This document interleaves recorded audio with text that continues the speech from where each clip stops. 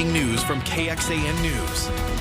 And a very good afternoon to you. Starting off with breaking news at 5 o'clock, a wildfire is burning in Buda. We have a look at this map showing you the area that is impacted. 80 acres have burned so far. FM 967 from Ruby Ranch Road to 1625 and FM 967 are closed right now.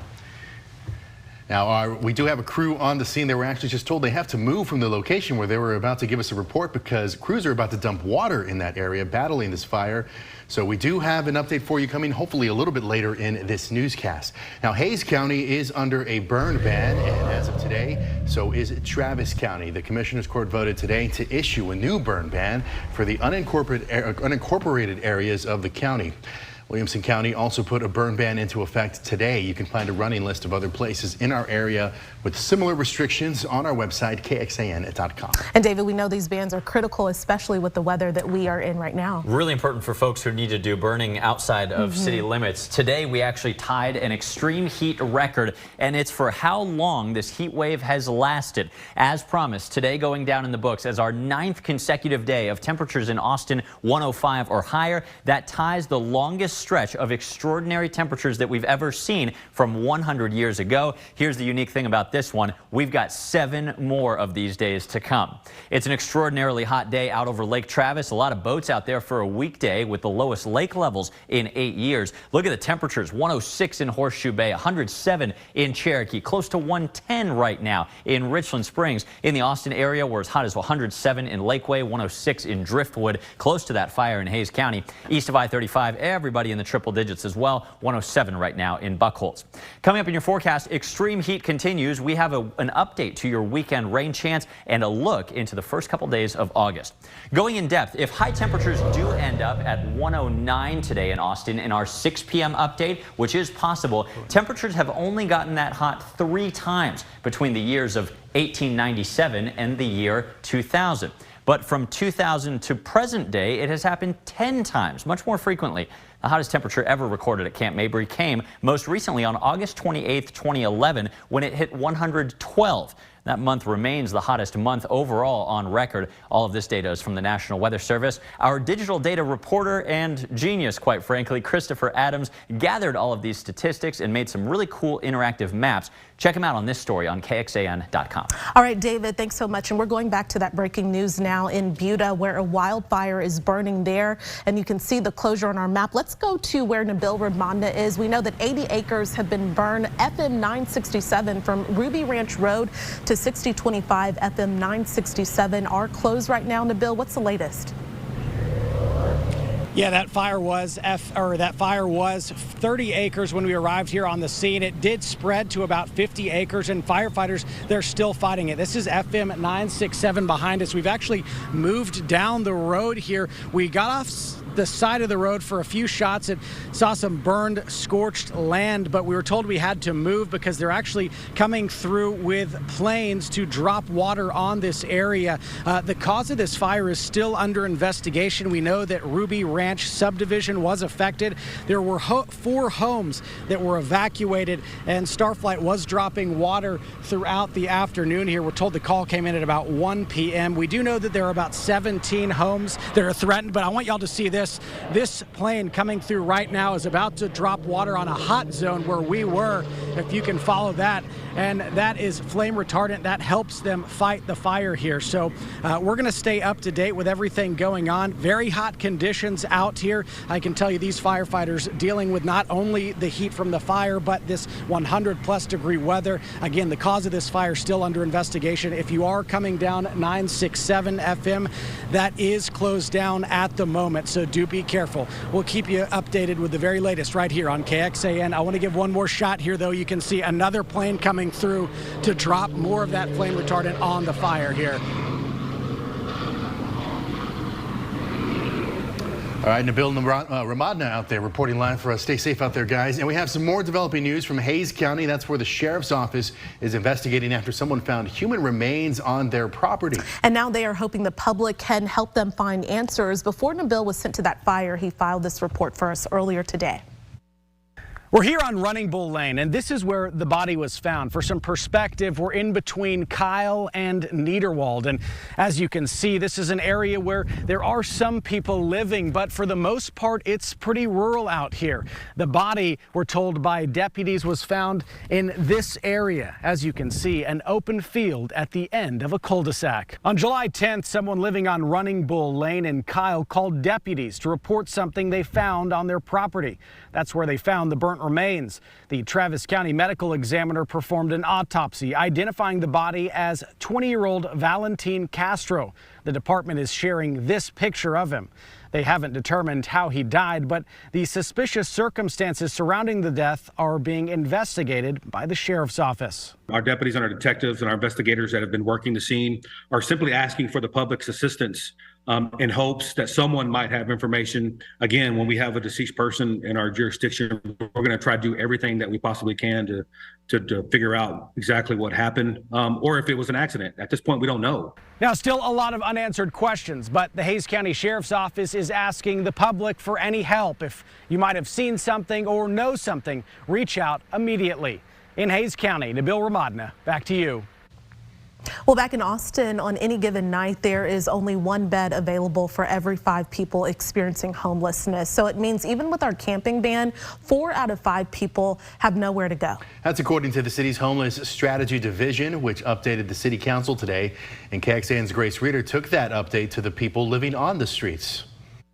Outside of the Arch downtown, I about gave up. People coming and going say finding a bed at one of our city's homeless shelters is increasingly difficult. Cost of living is pushing the poor people like myself out onto the streets. It's still not easy to get into some of the facilities because, like I say, it's crowded. That's something the City of Austin's Homeless Strategy Division told City Council Tuesday is a problem they're seeing citywide. Our experience, particularly in the city-operated bridge shelters, we have seen that timeline extend because the housing search is so difficult. The city says the average stay in a shelter is nearly 4 months, and in Austin, there aren't enough beds for single people without kids. Those people can access roughly half of the 900 beds overall the city offers. A previous study showed Austin would need roughly 1,400 beds for single people experiencing homelessness by 2025. That gives us a gap of almost 1,000 beds. The city is hoping to get there. There are several projects underway to increase the number of beds available. That includes doubling capacity at the North and South Bridge shelters. The city is also working with nonprofits to get 150 beds open at the Salvation Army and 300 at the Marshalling Yard. But they say they also recognize there are parts of town without easy shelter access. South Austin is feeling this hard. In every conversation I have with somebody down there, this issue comes up. Meanwhile, the folks we talked to outside of Arch say having a place to sleep right now, You find yourself, I almost don't have words for it. It's really hard. It's really hard. Grace Reader, KXAN News. And the city also said of the people in shelters during the last fiscal year, roughly 40% ended up in rapid rehousing, roughly 12% went back to the streets, and more than 30% left the shelter without reporting where they were going. And going deeper right now, the city's Homeless Strategy Division presented findings to the Downtown Austin Alliance, saying Austin has the lowest number of beds compared to people experiencing homelessness out of all other big cities in Texas, as well as Philadelphia, Nashville, and Seattle. That presentation also stated Austin had 39 beds per 100 people experiencing homelessness. And the division also said families with children make up the biggest percentage of people in Austin's shelters. That's about 40%. That's nearly 400 people. If you would like to get involved in finding ways to end homelessness, the Austin Justice Coalition is hosting a community dialogue about the city's plans. That's tonight at 6 p.m. at the Cherrywood Community Center. Well, coming up, Taylor Swift is taking over the charts. How the artist is now breaking Billboard history. Plus, the war over electric vehicles, the pricing war, that is, what a major company is doing to charge people less for their rides. And welcome back. There was no winner in last night's Powerball drawing, meaning the jackpot has now climbed to $1 billion. The next drawing is tomorrow. It will be the third highest in U.S. history, and of course will keep growing until someone wins. Well, Taylor Swift keeps making music history. Her latest album, Speak Now, Taylor's Version, debuted at #1 on Billboard's album charts this week, giving her 4 albums in the top 10 at the same time. Swift is the first female artist to accomplish that feat. She now holds the record for most #1 albums for a female artist in Billboard's history, with 12, breaking a tie with Barbra Streisand. Well, another rain-free day as temperatures hit records or exceed them for the 3rd consecutive afternoon. High temperatures so far, and these may be revised upward at 6 o'clock. 107 tying the record from 100 years ago in Austin, and a record tying 103 as well at the airport. Your first warning forecast and an update on the chance of rain coming next. Ford is sending a shockwave through the auto industry, slashing the price of its all-electric pickup truck in what industry experts are calling the latest shot fired in the escalating EV price war. And News Nation's Nick Smith reports now an automaker's hope to make electric vehicles more affordable to the average American. A shocking step for Ford, aiming to supercharge America's electric vehicle market. The automaker announcing a 17% price cut to base models of the electric F-150 pickup truck, known as the Lightning, dropping the retail price to just under $50,000. Ford says lower material cost and higher factory output prompted the price cut. But that battery really drives the pricing points. And so as you're seeing fluctuations in the lithium pricing in the marketplace, you're going to see massive fluctuations in the price of the F-150 Lightning. The Lightning was first manufactured in April 2022 with the base price tag just under $40,000. In the span of a year, that price jumped 4 separate times, reaching a peak of nearly $50,000 in March. But pressure from Ford's biggest rival in the EV marketplace is forcing America's oldest automaker to slash prices. Tesla, which still sells 6 out of every 10 electric cars in America, has dropped prices on its EVs 5 times this year alone, and just announced its highly anticipated Cybertruck is finally rolling off assembly lines after a 2-year delay. Elon Musk tweeting after Ford's announcement, quote, "The Ford Lightning is a good vehicle, just somewhat expensive, especially given the high interest rates these days for any kind of loan." But experts warn the EV market is still very new and it's likely too soon to try and draw any meaningful conclusions. Anytime you can cut costs, you're going to get more buyers involved. There's going to be there's still a lot of challenges with EVs beyond just the pricing. You have where do you charge it and how does it fit your lifestyle and range, those kind of factors as well. And that was Nick Smith reporting. Just last month, Texas hit its latest milestone in electric vehicle technology with more than 200,000 EVs registered. Data shows the number of EVs in the state jumped 64% just in the past year. But state leaders are tacking on new fees to offset revenues lost from the state's gas tax. Last month, Governor Abbott signed into law a $400 registration fee for EVs, paired with a $200 annual charge. And the Texas legislature also passed bills to accelerate EV technology, including green lighting, new charger stations, and more transparency of charging fees at those stations. Okay, turning to weather, we're breaking more records, David. Same old record. I know. We're close to actually going from #2 to #1 for the hottest July on record. Today, so far with a high of 107, that'll keep us in second place. But just for a little perspective on how close we are, if we end up at 109 today, or certainly however hot we end up tomorrow, probably about 108, we are going to take this down, maybe tie or take over the first place spot for the hottest July on record. That's pretty impressive when you consider we've got 125 Julys in the book. And remember, the record that we're beating just last July, so 2 in a row would be really remarkable.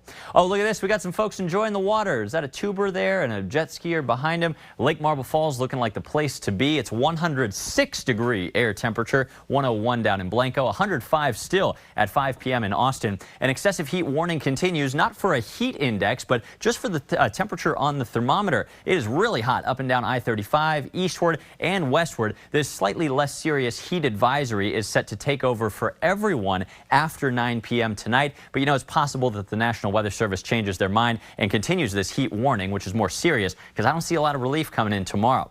San Angelo, look at this, 108. They hit or beat 110 degrees today for the 6th time this year. That crushes their all-time record of only 3 times in a given year. It's 105 in Midland, 108 in Dallas. It looks like we are on the way to beating the unofficial ERCOT power demand record that we just set yesterday. This afternoon, demand appears to be higher right now as everybody is cranking up the AC trying to stay cool.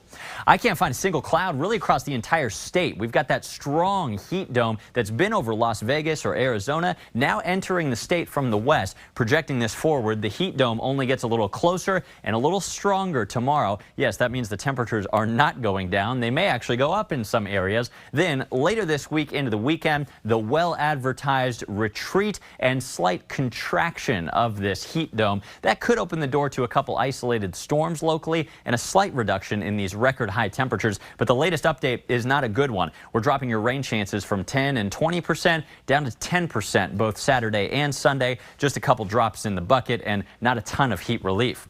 So temperatures like this with a maxed out color scale just continue every afternoon. Tomorrow we'll do it again with 106 to 108, pretty common, especially from Austin through the hill country. On Thursday rather, you may see the temperatures come down a couple of degrees in some areas, but these are still 5 to 10 degrees hotter than normal for this time of the year. South winds pretty breezy, keeping temperatures a little abnormally warm even overnight. 78 degrees with clear skies. Tomorrow, look at this, could be our 4th day in a row to tie or set record highs. 108 should take down the record from tomorrow last year. Remember, that was the hottest July on record. We may end up beating it.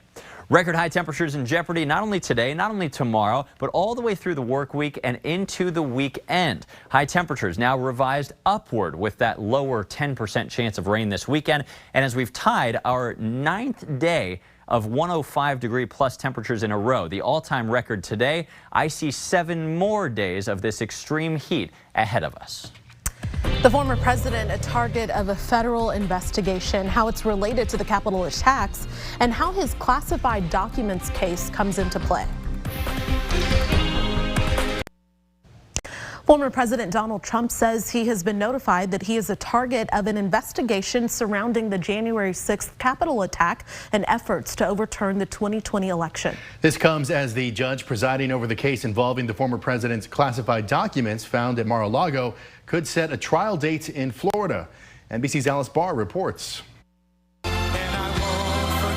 Former President Trump's legal troubles back in the spotlight today after he revealed he'd been notified he is the target of a grand jury investigation into January 6th and efforts to reverse the results of the 2020 election.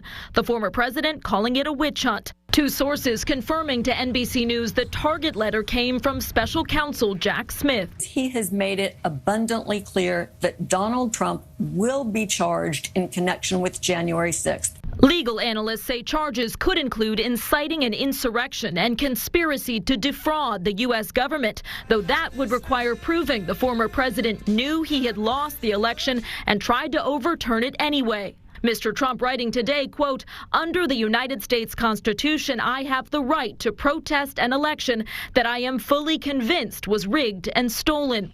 Republican lawmakers echoing former President Trump's claims of a political prosecution. What do they do now? Weaponize government to go after their #1 opponent. While on the campaign trail, criticism of the GOP frontrunner is growing. We can't keep dealing with this drama. We can't keep dealing with the negativity. It was shown how he was in the White House and didn't do anything while things were going on. He should have come out more forcefully. Though Governor DeSantis stopped short of saying the former president's actions were criminal. Meanwhile, today in a Florida courtroom, a federal judge said she would issue a written ruling over when the case involving former President Trump's handling of classified documents should go to trial. The Trump team is arguing it should be pushed until after the 2024 election. In Washington, Alice Barr, NBC News. All right, coming up tonight on KXAN, it's America's Got Talent at 7 o'clock and then Hot Wheels at 8 o'clock before KXAN News at 10. And of course, you can join us an hour earlier for KXAN News at 9 o'clock on the CW Austin. Here's where to find us.